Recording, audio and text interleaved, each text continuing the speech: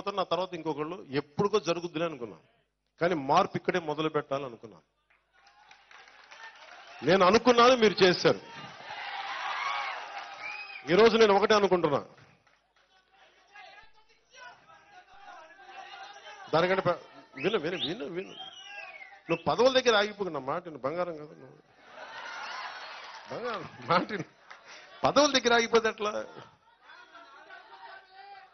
నేను ఒకటే సంకల్పం పెడదాం, ఇది పిఠాపురం సంకల్పం పెడదాం. ఈ రోజున ఈ మాటలు చెప్పి నేను ముగిస్తాను ఈ సభ.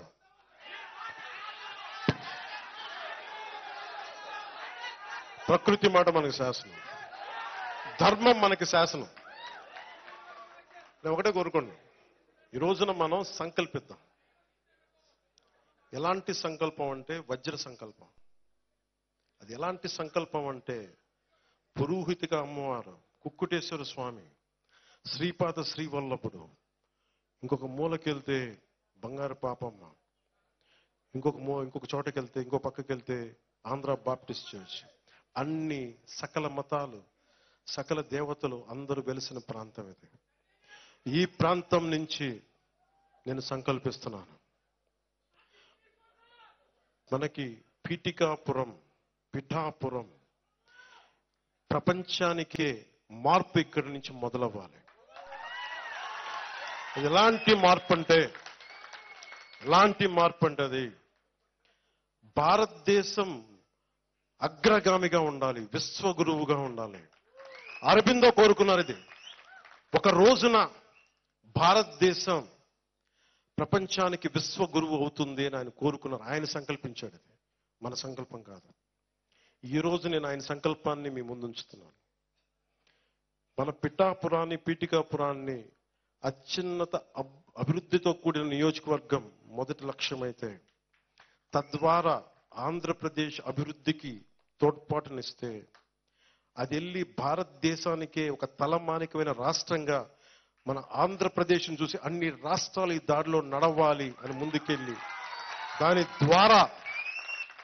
ద్వారా భారతదేశం అంటే తలెత్తి చూసుకునేలాగా ఒక 5 సంవత్సరాలు కాదు, 10 సంవత్సరాలు ఎప్పటికీ ఏదైతే ఈ దేశ ధర్మం ఉందో అది ప్రపంచానికి చాటి చెప్పేలా, భారతదేశం శక్తి సంపన్నతని ప్రపంచానికి తెలియచేసేలా, సకల గురువులు ఇది విశ్వగురువుని చెప్పేలా, అలాంటి బలమైన వజ్ర సంకల్పాన్ని నేను సంకల్పిస్తున్నాను, మీ ముందు పెడుతున్నాను. మీరు సీఎం అంటే డిప్యూటీ సీఎం.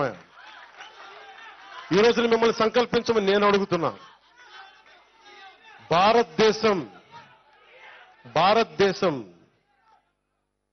భారతదేశం అగ్రగామి దేశంగా ఉండాలి. అది అయితే మనం అన్ని అయిపోతాం. దాన్ని పెట్టు, ఆకాశానికి పెట్టు, నక్షత్రాలకి పెట్టు, అంతేగాని చిన్న చిన్న పోస్టుల దగ్గరికి నేను పెట్టను. నేను ఈ రోజున కనీసం డిప్యూటీ సీఎం అయ్యానంటే నేను భారతదేశం కదిలిపోవాలి, జనసేన పార్టీ పెడతాను అనుకున్న పార్టీ పెట్టినప్పుడు అంత సంకల్పించాను నేను. నా సంకల్పానికి మీరు అందరూ తోడయ్యారు. ఈ రోజున ఇంతమంది తోడయ్యారు. అది మీరు చేశారు. అది నా శక్తి కాదది. చినుకు కలిస్తేనే గాలివానది. అందుకని మనకి మోదీ గారు పవన్ కళ్యాణ్ ఇది కాదు, ఆయనకి అది పవనం కాదు, అది తుఫాన్ అని ఎందుకన్నారంటే అది నా గురించి అనలా, మీ గురించి అన్నారు మాట. చాలా మందికి తెలియదు. యాక్చువల్గా ఆయన ఇప్పుడు అనలేదు ఆ మాట. నేను వారణాసి ఆయన నామినేషన్ వేయడానికి మేమందరం ఎన్డీఏ మీటింగ్కి వెళ్తే అందరూ నా ఎన్డీఏ పార్ట్నర్స్ అందరూ కూర్చున్నప్పుడు ఆయన అన్నారు, పవన్ యా ఆంధీ అన్నారు ఆయన. నాకేమనిపించింది, ఏం అర్థం చేసుకోవాలి ఈ మాటకి అంటే, అంటే మనకు కూర్చోబెట్టి అర్థాలు తెలుసు కానీ ఈయన ఏ ఉద్దేశంతో మాట్లాడుతుంది. నేను మళ్ళీ జాగ్రత్తగా అదే సార్ పవనే సార్ అన్నాను. అంటే ఆ రోజు అన్నారు ఆ మాట. దాని తర్వాత ఎన్నికలు జరిగినాయి అంటే ఆయనకి అప్పటికే అర్థమైంది. అప్పటికి మన ఎన్నికలు అయిపోయినాయి ఇక్కడ. నెక్స్ట్ డే మార్నింగ్ వెళ్ళాను. సో ఆ రోజు రాత్రికే నివేదికలు వెళ్ళిపోయినాయి. ఇది తుఫాన్లో చుట్టుముట్టేసింది, ఆంధ్రప్రదేశ్లో కూటమి వచ్చేస్తుంది. అది నాకు ఎప్పుడు అర్థమైంది, ఆయన సెంట్రల్ హాల్లో మాట్లాడుతున్నప్పుడు నాకు అర్థమైంది, ఓహో అదే ఆయన ఆ రోజు అన్న మాటలని.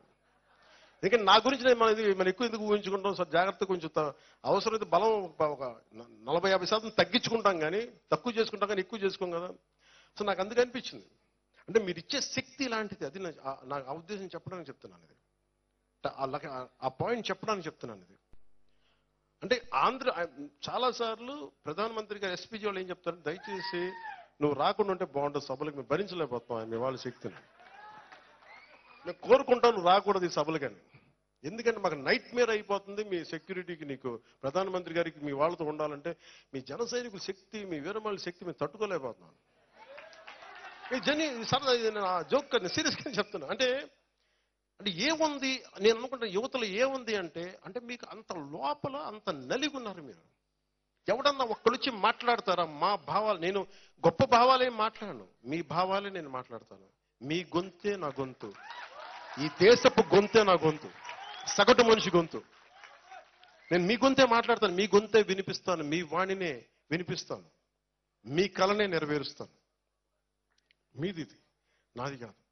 సో నాకు అనిపించింది ఇలాంటి నేలకి నేనేమిటనుకున్నా, ఈరోజు ప్రతిసారి వచ్చి ఇన్ని రోజులు ఎందుకు తీసుకున్న 4 తరాలు అంటే నాకు ఎన్ని పనులు వచ్చినాయి.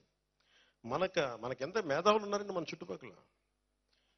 ఒక్కొక్కళ్ళు ఆకలి తీర్చిన యోధులు ఎవరు నా పక్కన లేరు. నేను కూర్చుంటాను, నా పక్కన కొంచెం మంది అనుభోగులు ఉంటుంటారు, కానీ వాళ్ళెవరు రాజకీయ అనుభవాలు లేవు.